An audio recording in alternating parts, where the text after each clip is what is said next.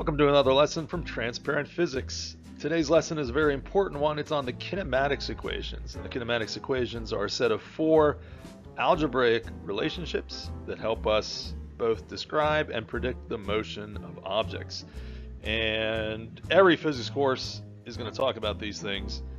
What I'm going to give you is something a little extra today because we're going to talk about them in the context of everybody's favorite SCOOBY GANG.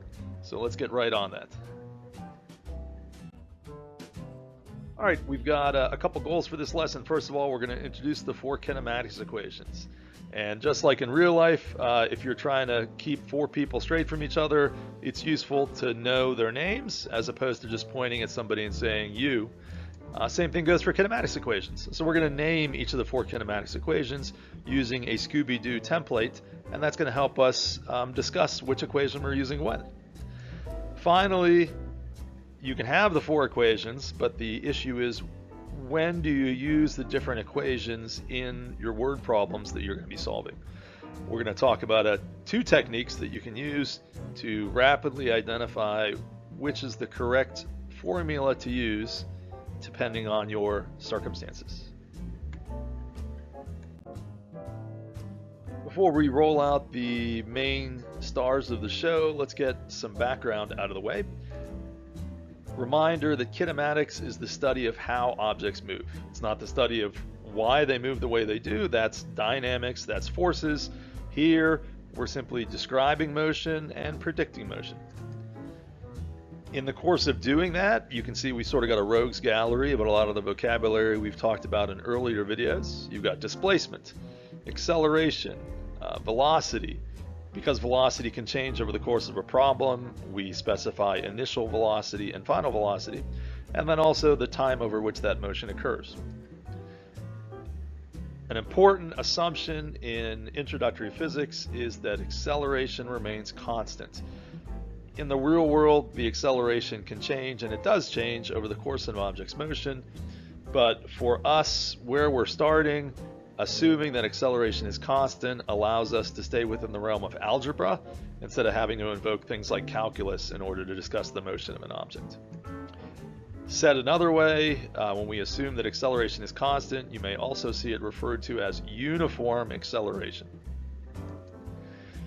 And when we are doing this analysis, as mentioned earlier, there are four equations that we generally pick from in order to do our analysis, and these are the equations that are known as the kinematics equations. Okay, here's the big moment. I'm gonna take a sip of tea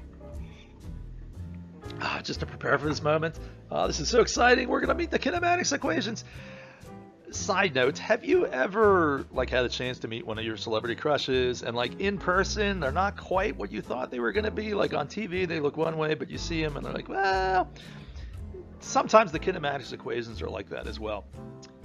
When I show you them in this video, they may not look exactly the same as they do in your course.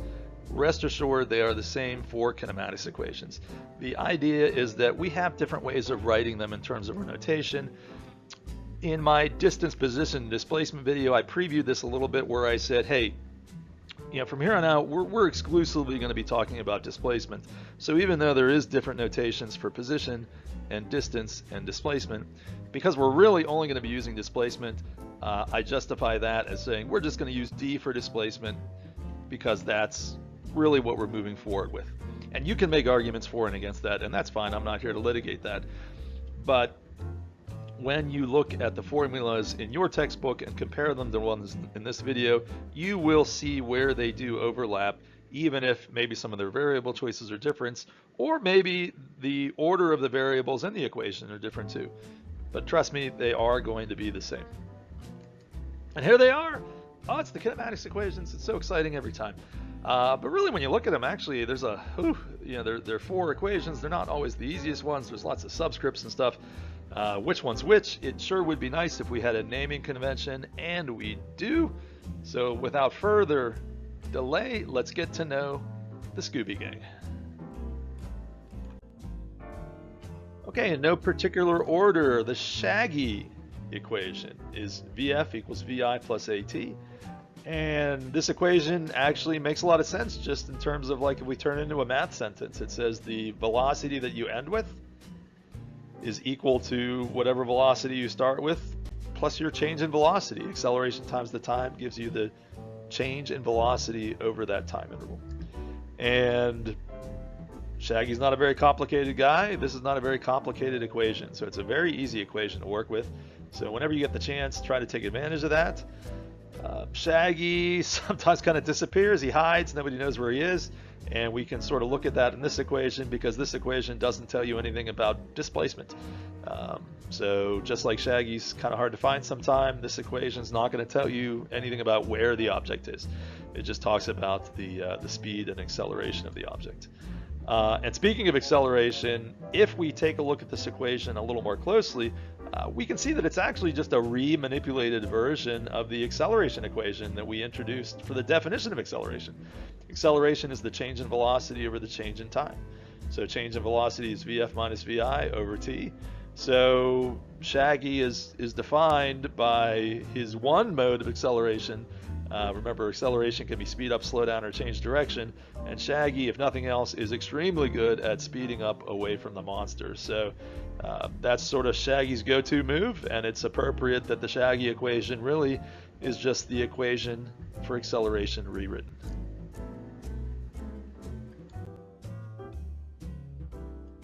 Next up, we have Velma Dinkley, the problem solver of the group, and this equation matches her role perfectly. We can see it's a pretty complicated equation, and if you know your math vocabulary well, you will be able to identify this as a quadratic equation because it has a t and a t squared in different terms. And just like Velma is considered the brains of the group, a quadratic equation is a pretty fancy equation. So it's a pretty high level equation, just like Velma operates at a pretty high level. And Velma is often the one who's sort of in the driver's seat when it comes to actually solving the problem. And Velma's equation really is used incredibly frequently in solving kinematics problems. It just matches up nicely with the information that you tend to be given. It's pretty flexible depending on terms that cancel out. So you're going to find yourself working with the Velma equation very, very frequently, and will often play a starring role in you solving your own problems. Next in the queue is Fred Jones. Fred Jones is the engineer of the group. He builds these elaborate Rube Goldberg traps. And just like in the cartoons, sometimes his friends or him get caught up in the trap themselves. You have to watch out with this equation because sometimes you'll get caught up in it because it is sometimes a little difficult to manipulate if you're not being careful, or you'll forget a square when you move to the next line. So this is an easy equation to get wrong, so just be careful when you're working with it, just like one of Fred's traps. In addition, it is often the case that Fred is setting up the trap and he's almost ready to go, but then Shaggy and Scooby show up too soon. He's out of time, it's not quite ready to go.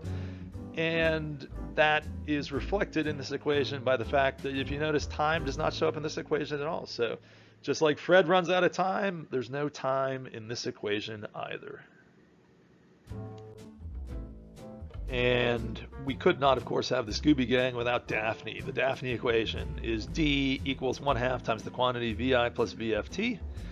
And depending on what iteration of Scooby-Doo you're watching, Daphne is sometimes presented as an individual with sort of a Swiss Army purse where she can open it up and pull out whatever she needs to help solve the problem. And the Daphne equation is the only equation that comes standard with a set of parentheses. So I sort of imagine that this is kind of her purse and she's sort of got stuff in there to help her out as well. In addition, rightly or wrongly, more so in the earlier shows than the later shows, Daphne is sometimes presented as maybe not the most useful member of the gang. But she will occasionally fall into a trap or stumble into a clue and stuff like that. The later shows bring her more into a full-fledged functional member of the team. And while Daphne may not be the first choice in solving the problem, keep an eye out for whether or not you can use this equation, because it is a simple equation to solve algebraically and quite an excellent choice when you have it as an option. Okay, now that we have our 4 SCOOBY equations, the next thing to do is figure out when we're supposed to use each one of them. You've got a word problem, it's not going to tell you to use Shaggy. You have to figure out that he's the right choice based on the information that you're given. How do you go about making that decision? Well, you look for the clues. And the clues in a kinematics problem, really any physics problem, includes the information that you're given, which I call the knowns, and the information you're trying to solve for, the unknown. I consider knowns and unknowns to all be clues because they all factor into the mystery that you're trying to solve. So as referred to earlier in the video, we've got our 5 potential clues here: displacement d, vi, initial velocity, vf, final velocity, a for acceleration, and t for time. But in a typical word problem in introductory physics, you will be given 3 pieces of information you know. Now, most times they'll state them outright. Sometimes it's inferred in the problem. You're going to have to read into it a little bit.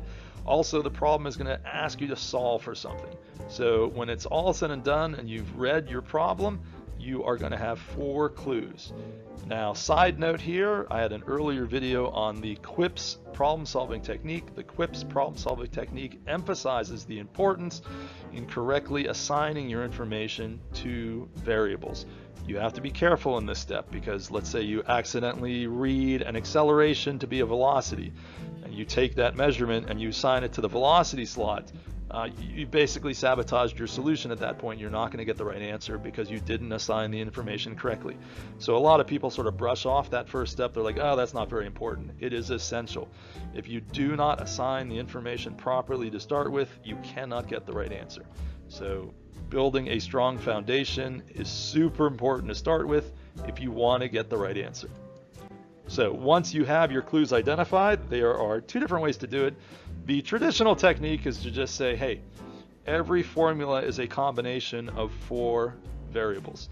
If I know 3 of them and I don't know one of them, algebra says I can solve it. So you simply look for the formula that includes all 4 clues, which means what are the 3 knowns and what is your unknown. Once you identify that, you're good to go. A second technique that might be a little more efficient is to say, hey, you know what? What wasn't I given at all? What's the missing clue? I'm not saying what are you solving for. I'm saying what weren't you given any information about at all, nor asked to solve for. So it's not a known and it's not an unknown either. So for example, let's say you have a problem and they don't give you anything about the time, nor are you asked to solve for the time. Time would be considered your missing clue. You know then that that can't be involved in the formula you're going to solve for. So instead of going through all the formulas and looking at all the variables, just find the one formula that doesn't include time. And once you see the formula doesn't include time, then you know that you found the right formula. So it's perhaps a quicker way to identify which formula to use, but both are okay. Doesn't matter which one you do. They're both going to get you to the correct formula. Okay, let's tie this all together with a sample solution where I show you how to apply the things that we've talked about. Here is a very stereotypical introductory physics problem. A train is traveling at 14 meters per second when it applies the brakes and comes to rest after 75 seconds. We're just going to focus on part A right now. What was its acceleration? We'll get to part B, but we'll get to that later. So in our QUIPS problem-solving technique, we would want to underline the problem as we're reading through it. So the things of importance here that we want to take a look at is that it's traveling 14 meters per second. It comes to rest after 75 seconds. We're solving for the acceleration. So that's actually 3 clues right now.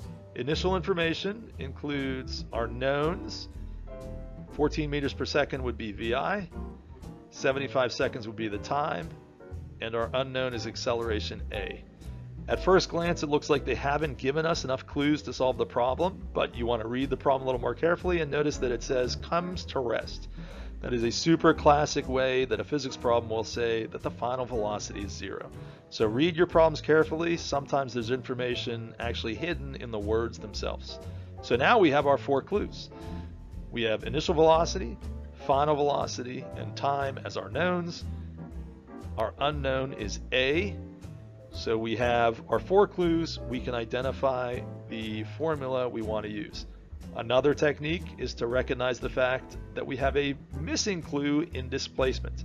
We are not given the displacement, we are not asked for the displacement, at least in part A. Either one of those techniques will lead you to pick from the following kinematics formulas. And again, technique A is we're looking for VI, VF, T, and A. And if you sort of hunt through the formulas and look to see where that is, you will find that when we are taking a look at the formulas, that is this first equation here. This is Shaggy. Shaggy has all 4 clues in it. Looking at it another way, Shaggy does not include the displacement at all. So whether you use the first technique or the second technique, it is pretty clear that Shaggy is the right choice for part A. Okay, let's clear the screen and make room for part B. Same problem still. Let's assume off camera we solve for the acceleration, and now we're looking for part B, which asks how far it traveled while braking. Said another way, it's asking for the displacement. Now, if we include the fact that we know the acceleration, we actually have 5 clues. We have 4 knowns, and our unknown is now displacement. So when we go into the context of the SCOOBY equations, we are in a slightly different position than we were when we started, because we've got a lot of information to work with. The Shaggy equation is going to be out because we already used it for part A. And so we sort of cycle Shaggy out of there and looking for formulas that include 3 things we know and the displacement. You can see displacement appears in all of the remaining equations. And because we know everything else, you could literally choose any of those. And here is where you have some discretion as a problem solver. You know, it's not that it matters which equation you choose. Ultimately, some might be a little more algebraically easy to solve than others, but also it depends on the information you're given. For example, in this case, final velocity is 0, so that's going to simplify some of these formulas even farther when you plug that 0 in for the term. You choose which formula you want to solve. The person next to you might choose a different formula, but you both should still end up with the same answer. In this case, maybe Daphne's a good choice, especially including the fact that final velocity is 0 and there's no squares in the term. That would probably be algebraically the most simple one to solve. Okay, there we have it. Let's review how we go about solving the mystery. The mystery being, what kinematics formula should you pick when solving a word problem? You got to work with your clues. Your clues are the information that you're given and what you're being asked to solve, aka your knowns and your unknowns. You've got your classic list of displacement, initial velocity, final velocity, acceleration, and time. And remember that when you're reading a problem, you're probably going to be able to identify 3 pieces of information that you're given, your knowns, and 1 information that you're solving for, your unknown. That makes your 4 clues. Then you solve the crime. You identify the formula you're going to use. Again, technique number 1 is you simply match all your clues to one of the formulas. Technique number 2 is you identify the clue that's not part of the problem at all, and you use that to then identify the formula that is also missing that same variable. Ruh-roh! We're at the end of the video, so that means it's time for the YouTube triple shuffle. Please consider liking the video if you found the content useful. Maybe comment in the feed below if you have any questions about what was brought up in the video. And as always, we do appreciate subscribers to the channel. Hey, thanks for watching this video. As always, I hope we've made things a little clearer for you on this lesson of transparent physics.